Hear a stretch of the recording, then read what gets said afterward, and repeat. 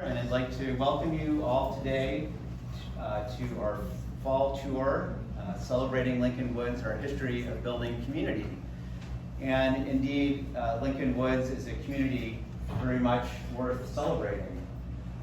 It was mixed income development created at a time in the 1970s when fair housing in this country was really just at its beginning point.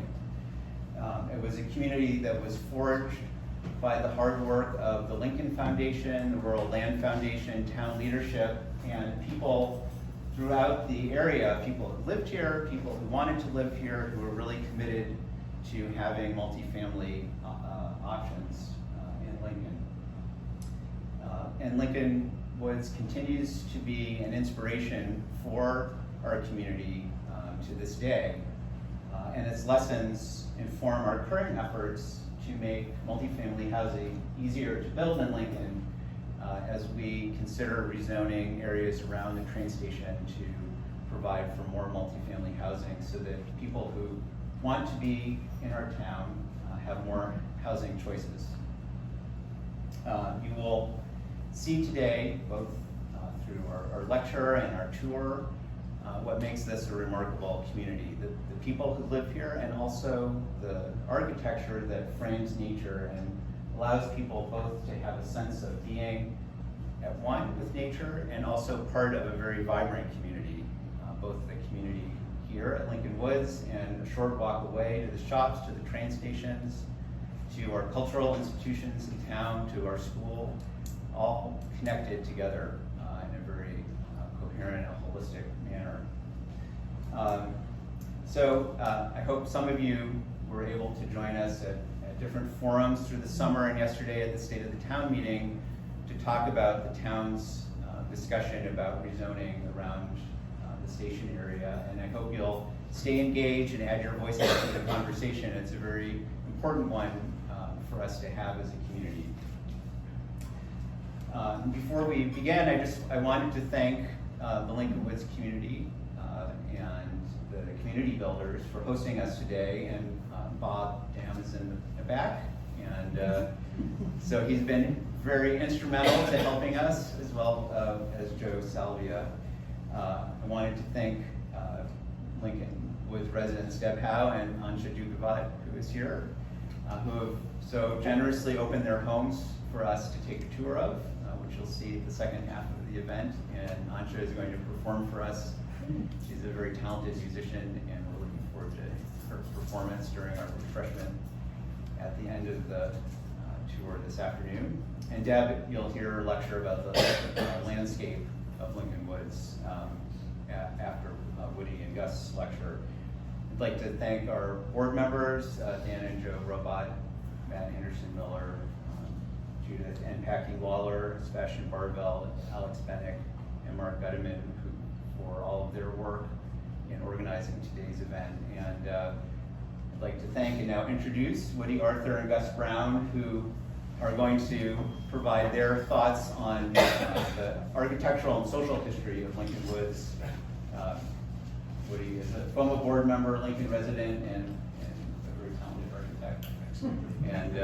And Gus is a lifetime resident of Lincoln, former member of the board here at Lincoln Woods and on the board of the Lincoln Historical Society. And I think you'll really enjoy hearing their thoughts about what makes this such a special place. So thank you. Thank you, Andrew.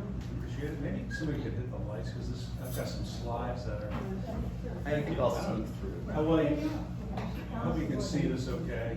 We don't have blackout shades, but thank you and welcome. Thanks for taking part of your afternoon to take a look at this. Lincoln has for a long time revered the land. We love our landscapes here, and not just the open space, such as Cotton Farm over here for material you can see, but also the woods and other types of landscape characteristics that are characterize our town. And I'd also like to say that one of the characteristics of modernism in Lincoln has always been a careful consideration of the design of buildings in terms of how they relate to the landscape, how they nestle into the land without dominating. And I think Lincoln Woods is a really good example of that. You can see in this aerial view that a lot of attention was paid to taking the 125 units that make up this collective housing, and construed in a way that respects and retains as much of the woods as possible. And it's a very different kind of presence. In fact, it's a very low presence as you move through town compared with the open spaces of Lake Common Farm. You know, as you come down Lincoln Road, it's a pretty discreet presence from the public side. The first structure you see over here is not really dissimilar in scale to the house next door, and as you move in, it feels a much smaller scale than what many people think of as a large, intensive housing complex. Even the main access path that comes from the parking along Lincoln Road is really through a swath cut through a mature wood, and it arrives, you know, just outside here where you signed up today at the covered porch out front.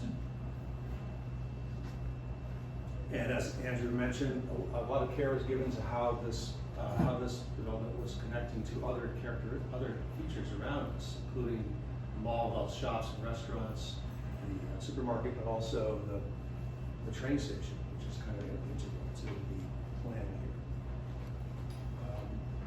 And as we get into this, you'll see, and as you see from Deb, there's a lot of thought was given to how to be very respectful and to integrate the development with respect to a lot of the natural features that existed on the site, such as the stream that runs through back behind parts of the complex. So how did we get here? How did this design come to be? I think it's an interesting backstory. Houston Jackson was the architect, who was a longtime Lincoln resident and a member of the Rural Land Foundation, as well as the Lincoln the Housing Collaborative that began, the Lincoln Foundation. He was also a faculty member at Harvard's Architecture School, better known as the GSD.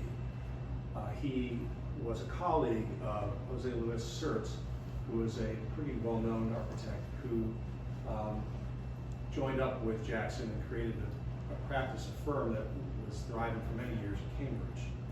Sert, who, this photograph on the right basically shows some of the leading lights of modernism in Barcelona in the early 30s. On the left is Sert. In the center here is Walter Gropius, who lived down the street. And this is Le Corbusier, who was kind of an icon of the modern movement.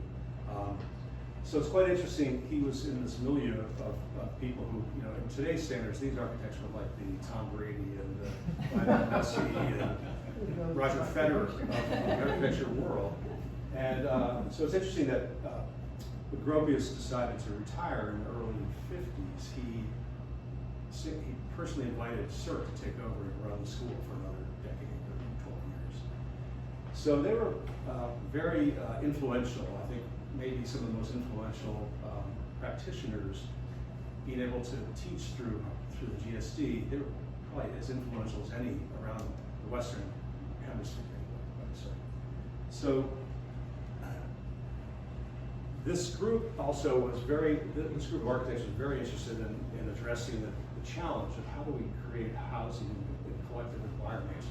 How do we deal with cost-effective and efficient housing, particularly in post-war environments? So these are some sketches from Corbusier's early studies.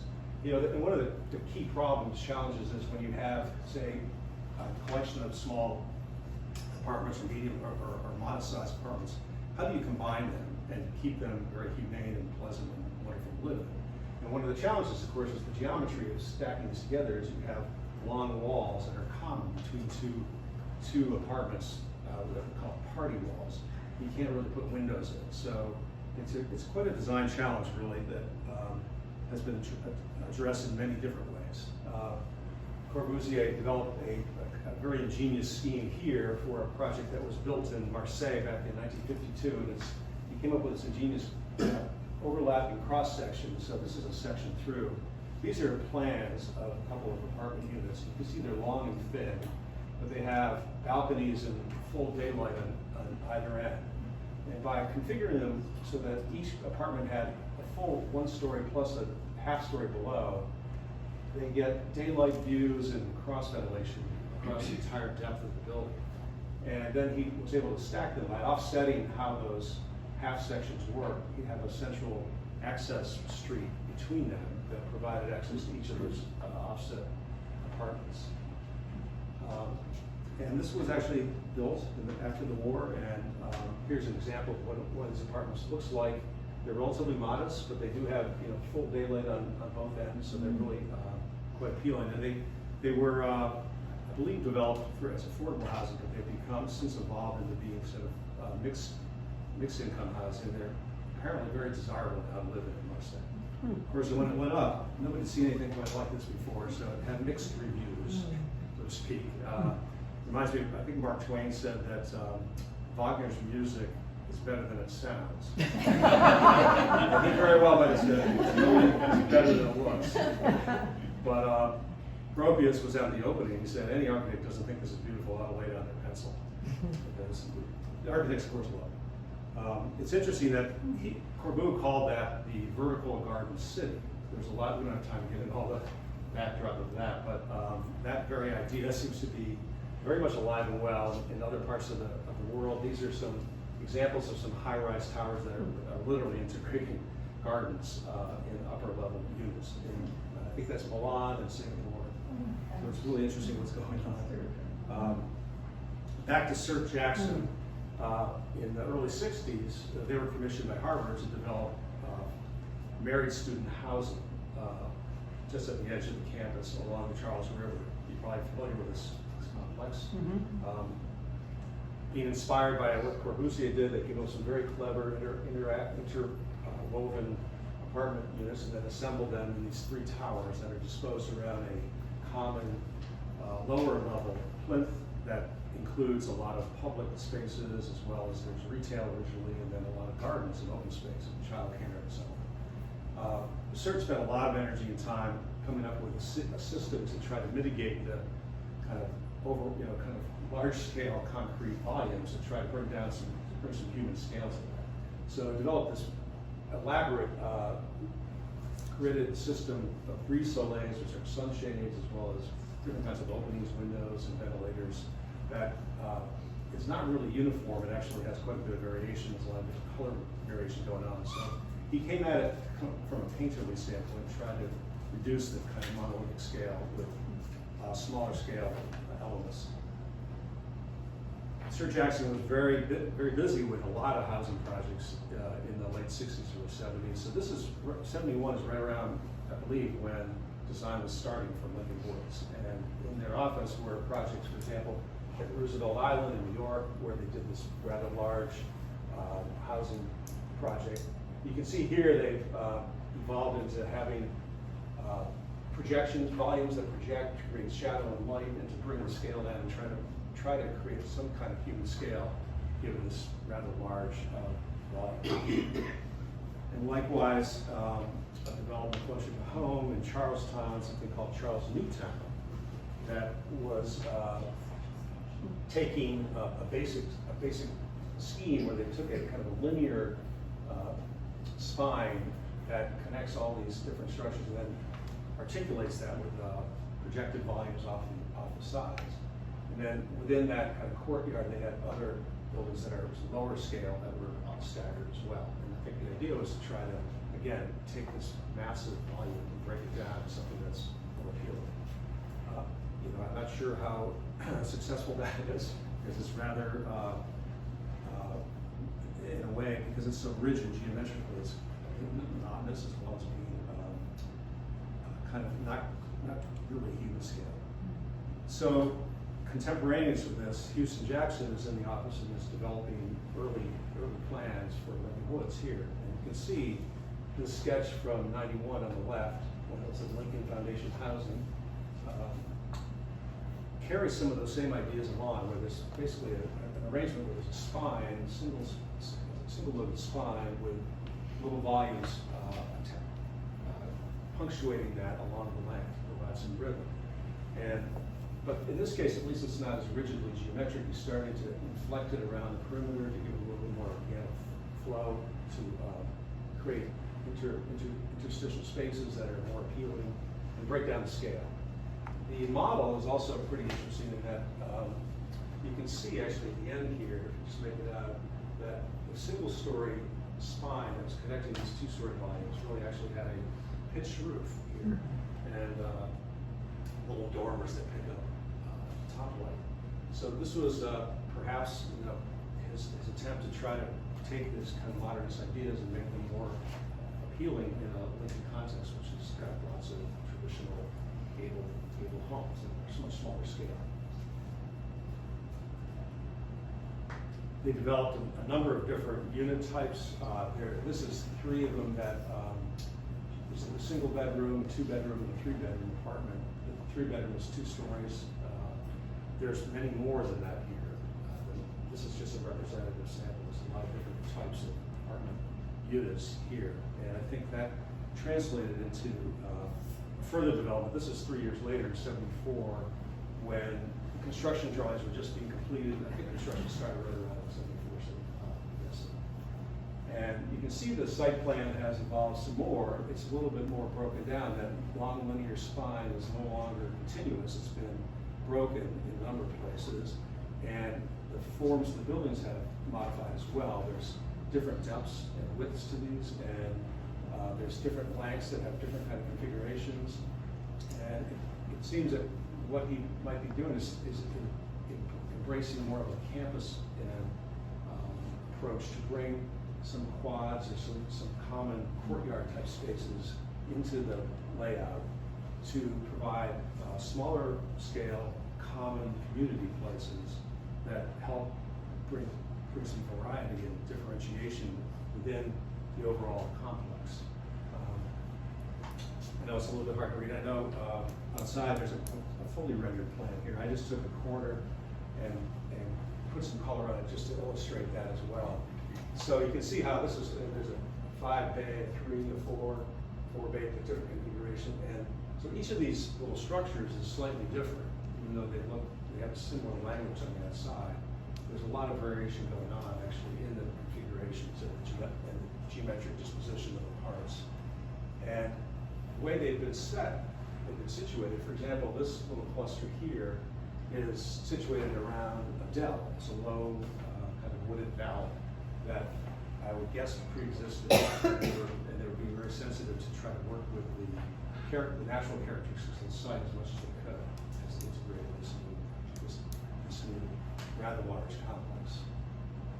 And you can see how the way they drew this, they kept a very tight line to existing woods. So they kept as much of the woods as possible, including existing trees that are dotted around the site. But they didn't push back and make them an open space behind. Really allowed this to feel like it's sitting in the woods. And this is a little walk around. People probably tour, or will be touring later.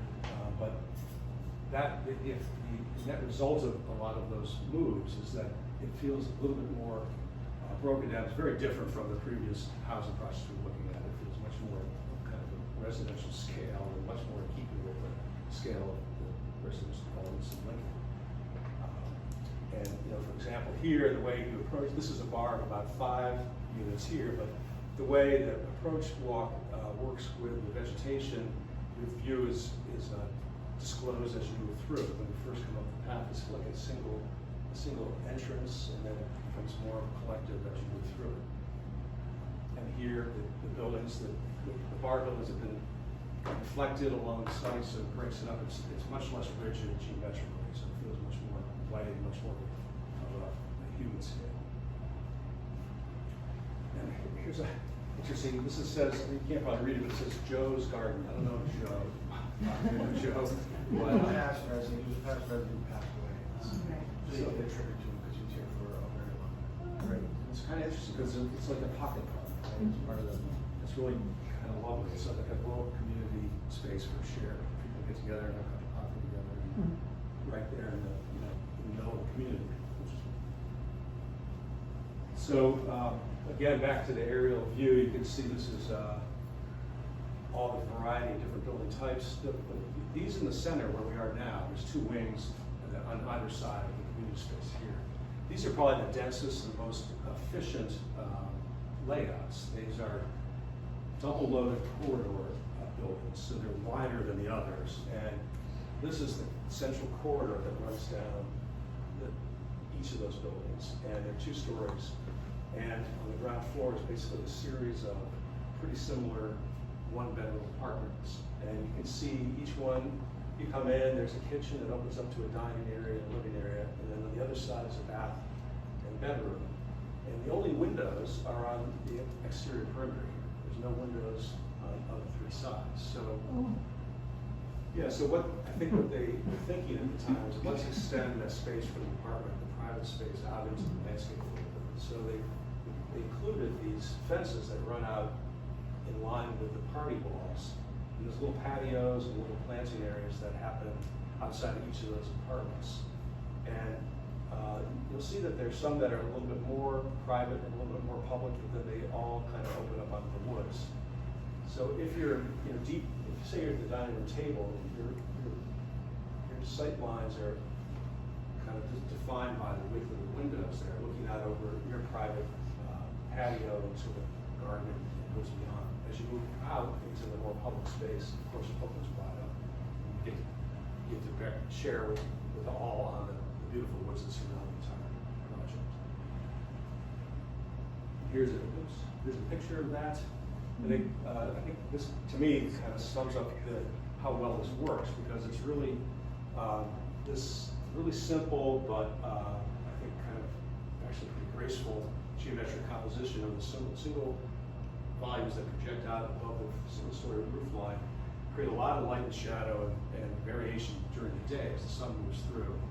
But they give a unification to the whole. It feels like one cohesive place, and allows for a lot of individuality down below at the garden level for people to kind of develop those or work with those, live with those as they want. Then there's, of course, the shared gardens and the woods beyond. So I think in the end, I think it's a great example of how Houston Jackson took a lot of these modernist principles that were fomented and being promoted by the leading people in the field during the era, and adapted them in a really effective way to both the unique characteristics of Lincoln. I hope you enjoy your tour. Thank you. This is going to tell us about the real story. Gus has no slides. Gus has a couple of amusing anecdotes. Oops, I'm sorry. I will introduce Gus. Gus is a lifelong resident of Lincoln. He's been here for longer than he admits, and he's going to give you a bit of a history. Some of it is first-person history. Second, then he lived through the era and has lots of stories packed away. But Gus will probably have 10 minutes or so, and then at the end, let's make sure we have to be.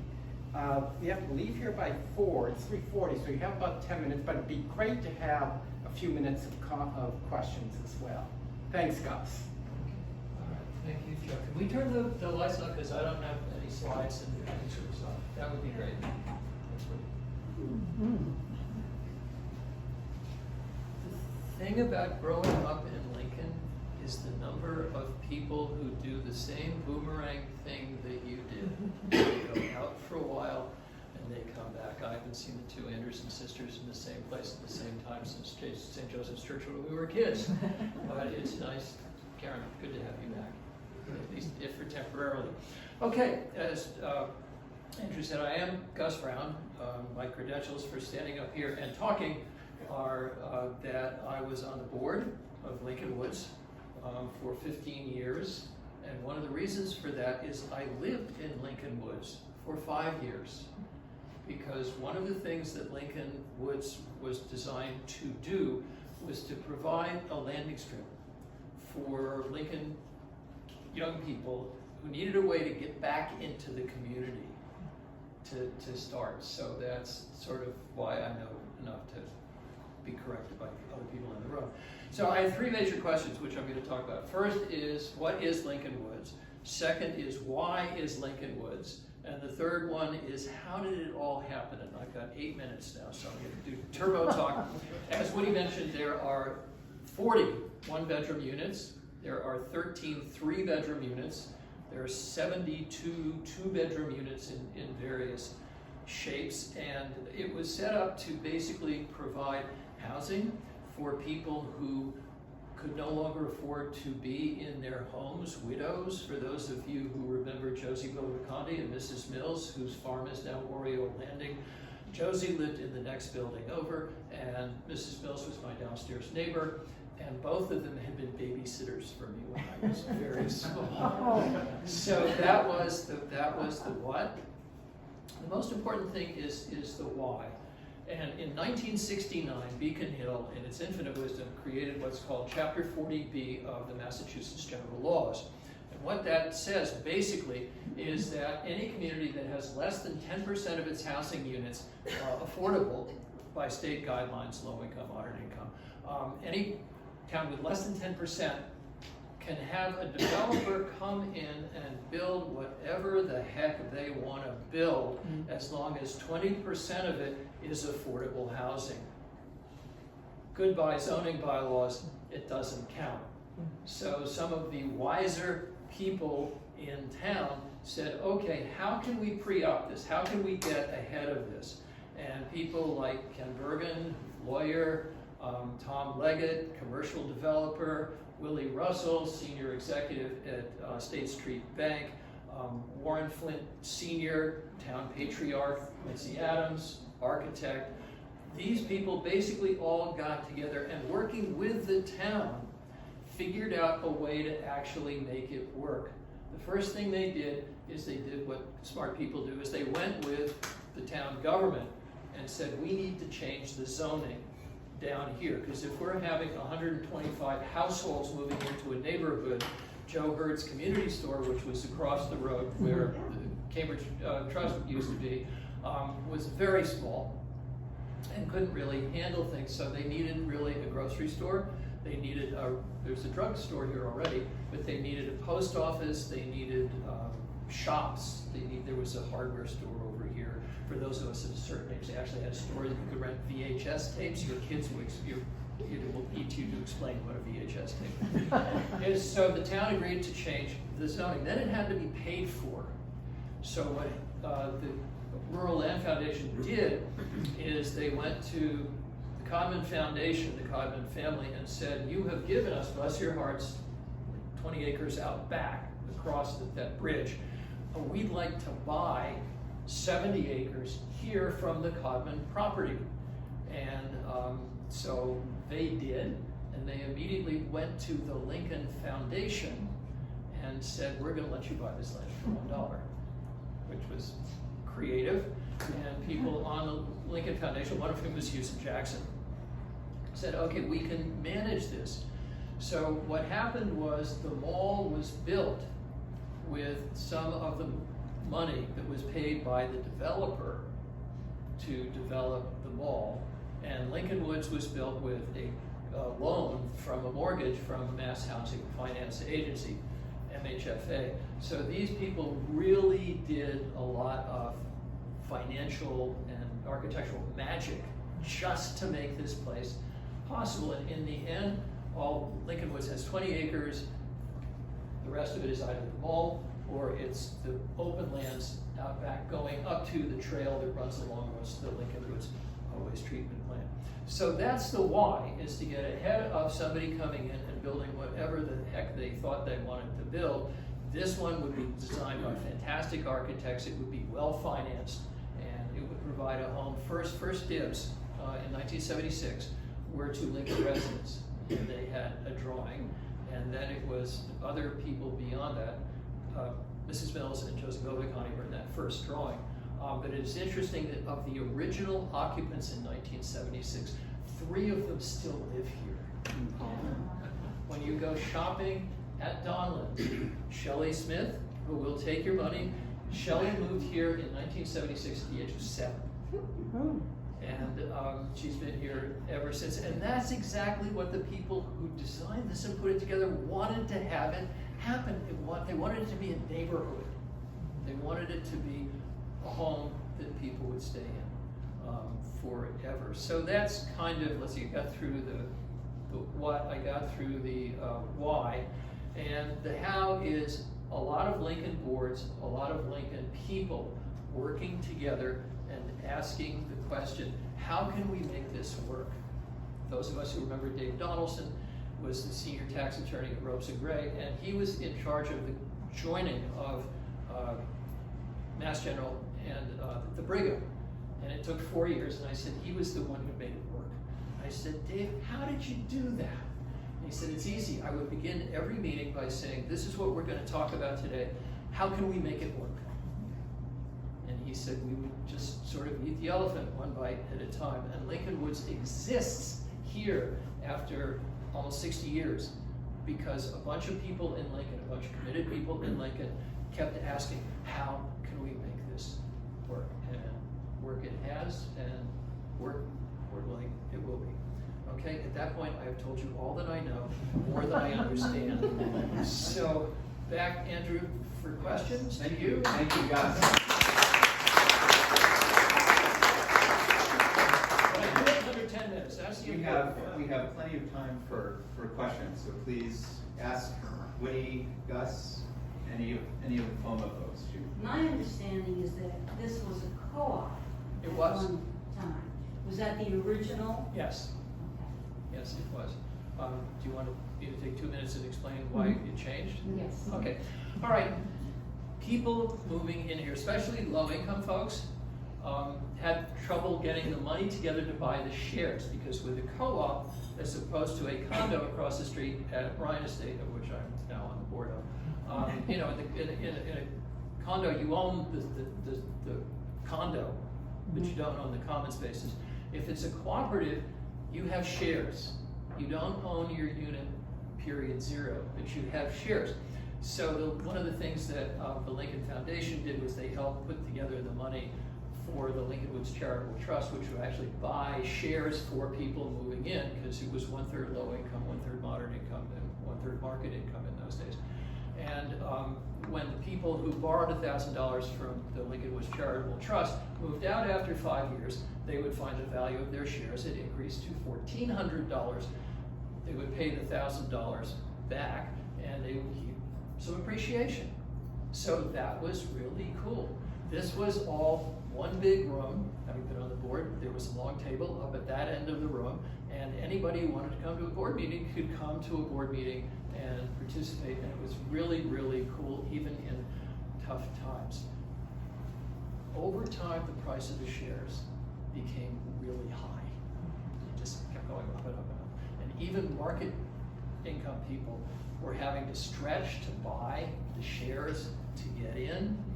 And at that point, a decision was made. The community builders had been part of the planning in the early 1970s. It gave a lot of help to the people who were designing this. They came in and worked with town boards and people like the RLF and said, okay, we will take over this property, we will buy it, and we'll assume the mortgage with MHFA, but we need to do it on a rental basis.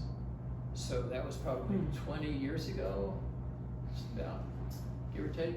Yeah, around 2009. Yeah, okay, all right, that's 15 years ago. Yeah. All right, so that's how it changed from being cooperative with shares to being a rental. I think the distribution of income categories has remained about the same. It's about the same. About the same.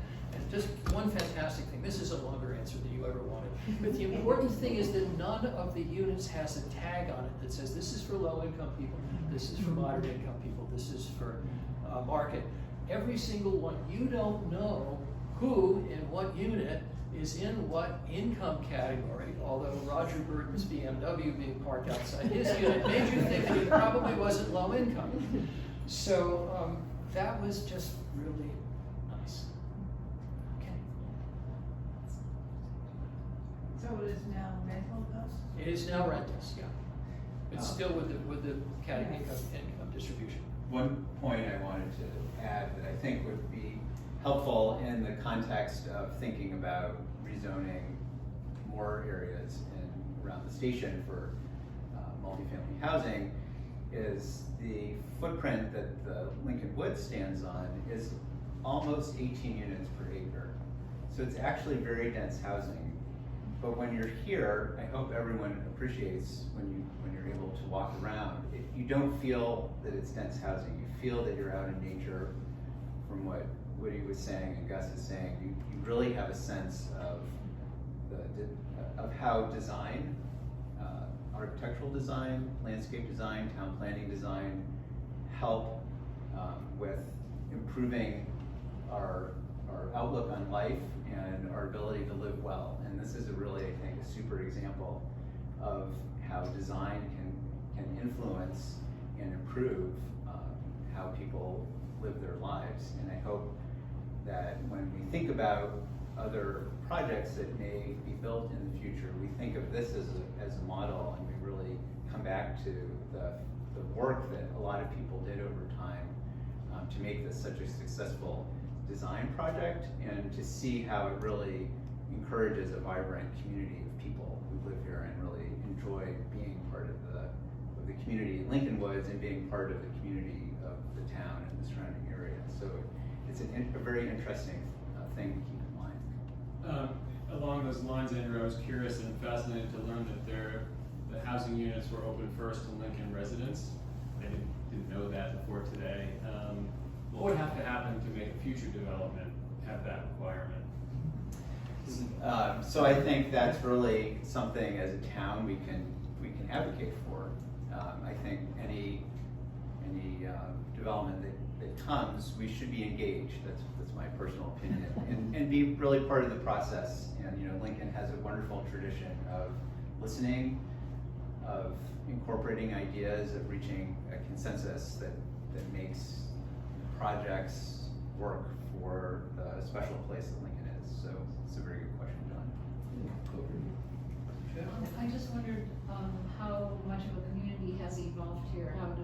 Are there community activities like block parties or, I could pass that to the back of the room. So we have a service coordinator here who helps out our residents, and she also does events. So there's events throughout the year. It's all different kind of events. Back in July, we did a barbecue for the residents. We cooked hamburgers, hot dogs, there was salads, desserts. She also does, we have a nurse that comes here a couple times a month as well, and anybody can come down and see her for any kind of problem. So there's events going on throughout the year. They're all different kind of events. A lot has depended upon the residents here. Joey was mentioned, he was very instrumental with Ray in forming a Halloween committee, and we had parades, we had kids from all over town. They decorated the woods and they marched all over, and there was music, and we've also had in the past the dog parade. Dress up. And I have lots of photographs, especially of my garden, because I was here for almost 10 years and I'm an avid gardener, so if anyone wants to see my garden photos, I'm happy to show you. You said something that I very much wanted to mention. I'm going to borrow 90 seconds of I this. live in a real land. Miss, when you mentioned children, one of the concerns was this was built for families, not so much the one-bedroom units, but the two and the three-bedroom units were for families, and there was all kinds of pressure going up about what would that do with the school. And Bob Lemire, who was a genius for conservation, economics, and social good, said, here's what we propose, is over by Farrer Pond, some of the old Winchell land over there, and the Farrer land, why don't we have someone build condos for empty nesters? Condos for people whose house is too big, people who just want to live in a condo. He said those will be mostly older folks. They will have no kids. There will be no draw on the school system from them, and their tax money can be used to counterbalance the kids who would come to Lincoln Woods. And among the kids who came here, I don't know if you remember the Chow family. They were a Chinese family. They were from the killing fields of Cambodia. They got out. They were adopted by St. Anne's Church. They moved down over there. He was a mechanic. She did sewing and things like that. Their son Vaughn got a free ride at Colby College. When he graduated from Colby with a BS in chemistry, went to med school. So when you think about, what this Lincoln would provide for people who might not have a good time providing it for themselves, it's a springboard kind of place. So, thank you. Other questions for the group? Given that the place is so beautiful, I can imagine there would be a lot of demand for low, middle, and open income units to rent. So is there a wait list, or what's the turnover? The fast answer is yes, and I'm gonna let the local manager. So we handle do that. have a waiting list. It's very long. We have a really big, for one bedroom apartments, it's very long. For 2 bedrooms, it's a little bit less. And then for 3 bedrooms, it's also very long because we only have 12 3-bedroom apartments, so the waiting list gets a little bit longer because people stay here longer in 3 bedrooms as well. The turnover, it depends. It's kind of hard to predict. Last year we had, I think, maybe 5. This year we've had about 12. So it just kind of depends. But we always tell people, could be a while, could be less. And then we contact them when they come up to the top of the list. Thank you, Bob. Sure. All right. Well, thank you, Woody, Gus, and Bob, our resident expert, for your remarks. We will have you step outside and assemble on the stairs right outside, and Deb Howe will present her remarks about the landscape of Lincoln Woods. So, and then after Deb and touring the 2 homes, you'll come back here for refreshments.